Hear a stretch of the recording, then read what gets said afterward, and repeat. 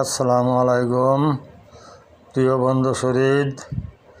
আজকে দুপুরের লাঞ্চ আমাদের খুলনা যশোর বেল্টে বলে দয়া কলা, কোনো কোনো এলাকায় বলে বিচি কলা।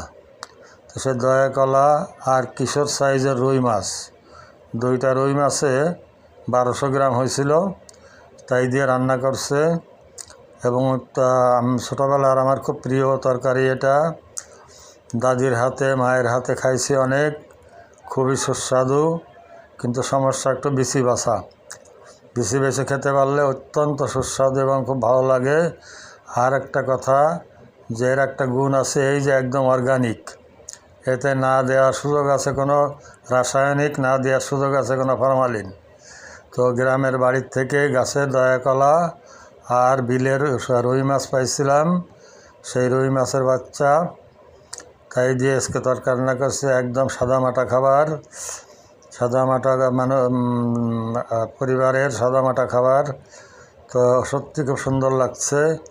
আর ছোটোবেলায় যদি কখনো জ্বর জারি হতো, মুখে রুচি থাকতো না, তখন দাদি এইগুলো এইভাবে রান্না করে দিতেন। শুধু কলা খেতাম প্রায় একেবারে মানে থালা ভরে ভাতের চেয়ে। আর এটা ভাত হলো আউশের লাল চাউলের ভাত। তো সবার জন্য